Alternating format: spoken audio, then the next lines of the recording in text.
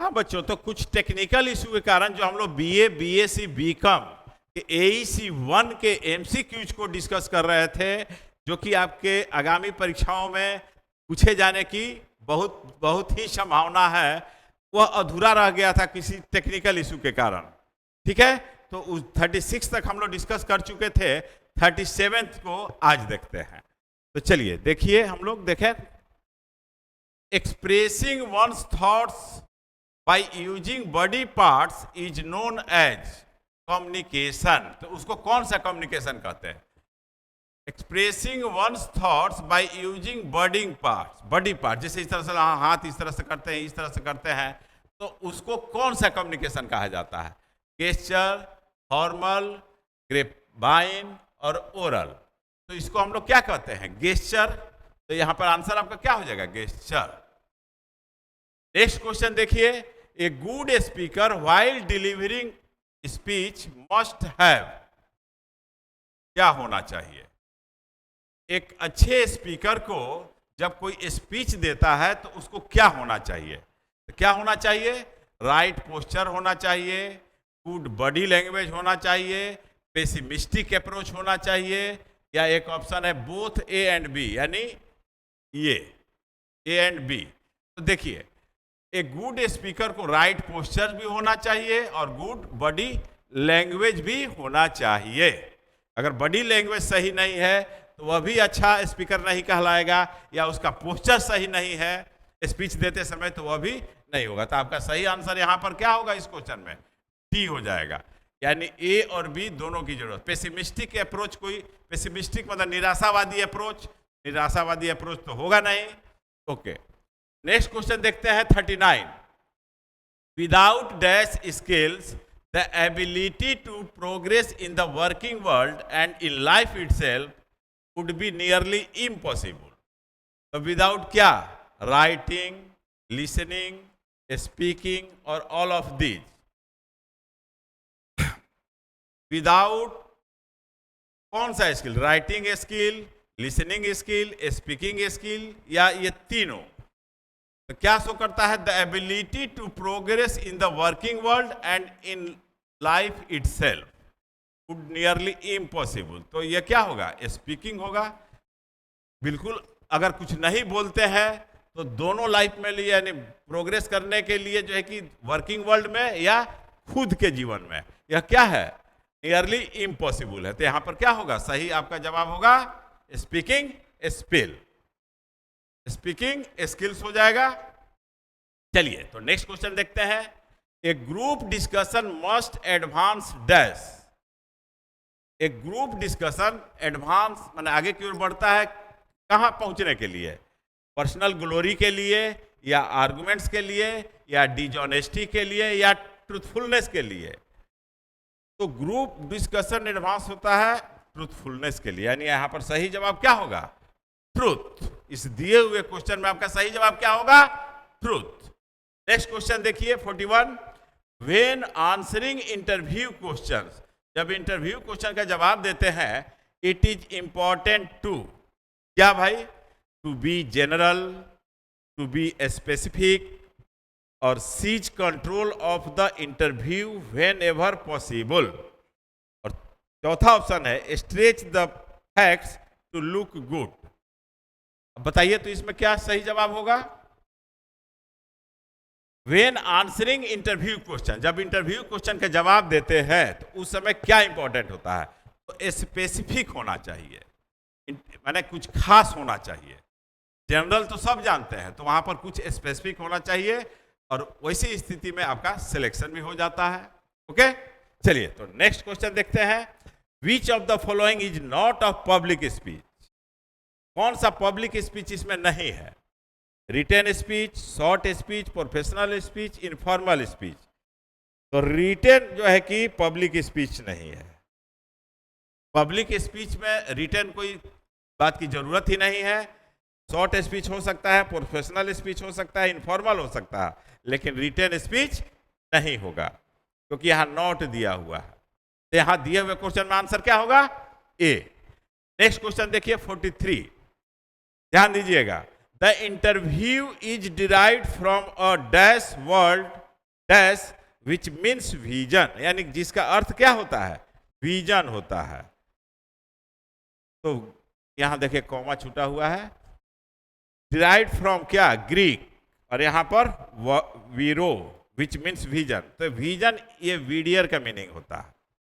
तो ये देखिए, तो जब विजन अगर समझ गए कि इससे आया है तो आपका सही जवाब क्या हो जाएगा, ये हो जाएगा। ये बिना जाने हुए भी कि लैटिन है कि ग्रीक है, तो एक्चुअली इंटरव्यू क्या है, लैटिन वर्ड है जिसका वर्ड होता है वीडियर और जिसका मीनिंग होगा क्या, विजन। आपका विजन क्या है, ओके।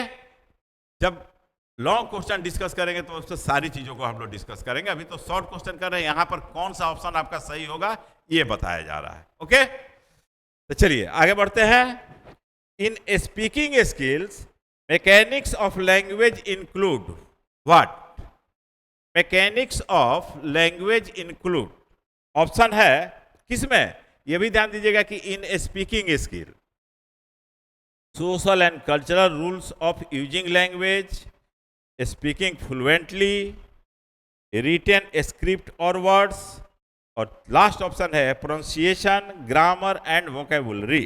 अब क्वेश्चन पर आइए, in speaking skill mechanics of language क्या इंक्लूड, तो इसमें ये तीनों का जरूरत है। प्रोनाउंसिएशन भी सही है होना चाहिए, ग्रामर भी सही होना चाहिए, और आपके पास वोकेबुलरी भी होनी चाहिए, यानी सही जवाब क्या हो जाएगा, D, okay. Is it clear, I hope आप लोग इसको समझ रहे होंगे। चलिए तो आगे बढ़ते हैं। नेक्स्ट क्वेश्चन देखिए, which of the following occurs because of difference in language, अगर लैंग्वेज का डिफरेंस हो तो कौन सा बैरियर होता है, linguistic barrier, physical barrier, speech decoding और कल्चरल बैरियर। तो ये डिफरेंस इन लैंग्वेज होगा तो स्पष्ट है कि लिंग्विस्टिक बैरियर होगा। यहां पर क्या होगा सही जवाब, लिंग्विस्टिक बैरियर। ये सब कितने तरह का बैरियर होता है, तो टाइप्स ऑफ बैरियर्स हम लोग पढ़ेंगे जब सब्जेक्टिव क्वेश्चन डिस्कस करेंगे तब। चलिए नेक्स्ट क्वेश्चन देखते हैं। The term communication is derived from the dash, किस वर्ड से, तो communicate, communion, communicare, all of the above. यहां पर कम्युनिकेयर, तो कम्युनिकेयर से लिया हुआ है कम्युनिकेशन, जो कि लैटिन वर्ड है, ओके। कम्युनिस्ट, कम्युनिस्ट से वर्ब हो गया कम्युनिकेयर, कम्युनिस्ट लैटिन वर्ड है, तो यहां पर सही जवाब आपका क्या होगा, कम्युनिकेयर।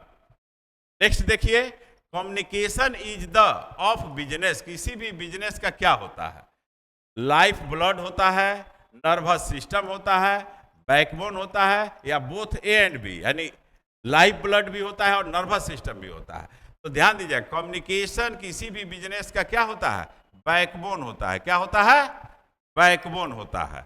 यहां पर सही जवाब आपका क्या होगा, बैकबोन।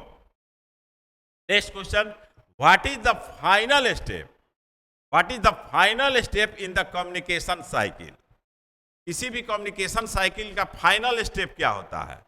देखिए ऑप्शन क्या दिया हुआ है, डिकोडिंग, इनकोडिंग, रिसीविंग और फीडबैक। तो फाइनल स्टेप क्या होता है बेटा, फीडबैक होता है। नहीं, फाइनल स्टेप क्या होता है, फीडबैक। तो सही जवाब क्या हो जाएगा, फीडबैक हो जाएगा। नेक्स्ट क्वेश्चन है, which of the following is quick and clear method of communication. Quick and clear method of communication क्या है जो दिया हुआ है इसमें से, तो देखिए ऑप्शन पर ध्यान दीजिए। ए है नोटिसेज और पोस्टर्स, बी है ईमेल, सी है बिजनेस मीटिंग, और डी है face to face informal communication. तो सही जवाब आपका होगा quick and clear method of communication, तो होगा face to face informal communication. Next question है, people faces which form of communication barrier in doctors hand writing. जो डॉक्टर की हैंड राइटिंग होता है वो हम और आप सामान्य लोग नहीं पढ़ पाते हैं। नहीं, कुछ डॉक्टर तो ऐसा होता है कि लगता है कि कोड ही में लिखते हैं, एक लाइन खींच दिया। वह कौन सा बैरियर कहलाता है, तो physical barrier, language barrier, cultural barrier और इमोशनल बैरियर। तो यहां पर क्या होगा, लैंग्वेज बैरियर कहलाएगा वह। नेक्स्ट देखिए, the way we arrange words to make proper sentence is called, को क्या कहते हैं? वोकेबुलरी, ग्रामर, फ्लुएंसी और प्रोनाउंसिएशन। तो उसको क्या कहते हैं? ग्रामर कहते हैं, ग्रामर।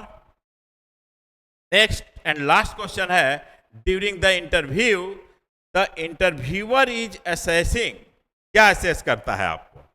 आपका रिज्यूम को असेस करता है, what kind of vehicle you drive, किस तरह की आप गाड़ी चलाते हैं उसको असेस करता है, या your ability to fit into their organization, आपकी एबिलिटी को देखता है कि आप उसके ऑर्गेनाइजेशन में फिट बैठते हैं कि नहीं, या टेस्ट इन म्यूजिक, या म्यूजिक का टेस्ट होता है।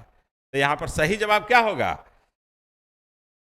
During the interview the interviewer is assessing, आपका क्या करता है? Your ability to fit into their organisation.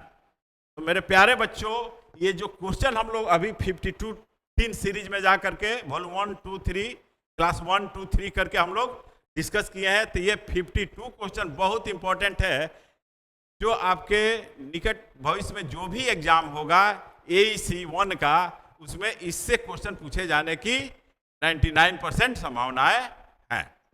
Okay, तो ये सिर्फ MCQs के लिए रहा। अब ये सब का डिस्कशन हम लोग करेंगे इन डिटेल्स जब टॉपिक वाइज कुछ हम लोग स्टडी करेंगे उस समय। Okay, that's all. एक चीज ध्यान रखिएगा, धीरे धीरे ही पढ़िए, रुकिए नहीं। देखिए, never stop because winner never quit, माने रुकना नहीं है, कभी रुकना मत मेरे प्यारे बच्चों, क्योंकि जीतने वाले कभी हार नहीं मानते, विनर्स कभी क्विट नहीं करते। इसलिए आपको जीतना है, यानी जो आपका एम है उस एम को फुलफिल करना है। तो धीरे धीरे ही पढ़िए, लेकिन कंटिन्यू पढ़िए, रुकिए नहीं थक हार करके। Okay, that's all today, thank you, have a nice day.